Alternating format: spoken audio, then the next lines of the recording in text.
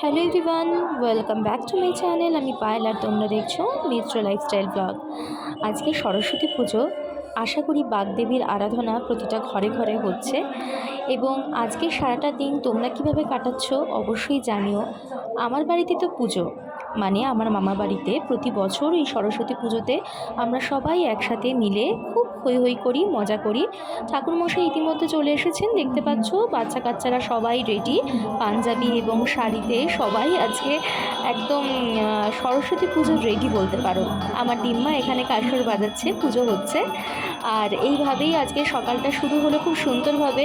ছোটোবেলার সরস্বতী পুজোর এখনের সরস্বতী পুজোর মধ্যে কিছুটা ফারাক তো ডেফিনেটলি রয়েইছে, কিন্তু তা হলেও এই সরস্বতী পুজোর দিনটা কিন্তু আমার জীবনে বড্ড স্পেশাল।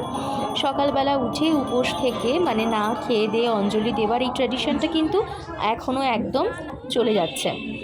এখানে লুচি সুজি তৈরি হচ্ছে দেখলে, এখানে সবজি কাটা হচ্ছে দুপুরবেলা খিচুড়ি প্রসাদের জন্য।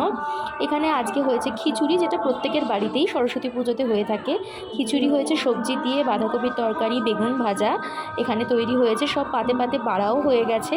এখানে পাঁপড় ভাজা হচ্ছে আর টমেটো আর কুল দিয়ে এখানে চাটনি তৈরি হচ্ছে, যেটা সরস্বতী পুজোর একদম স্পেশাল বলতে পারো।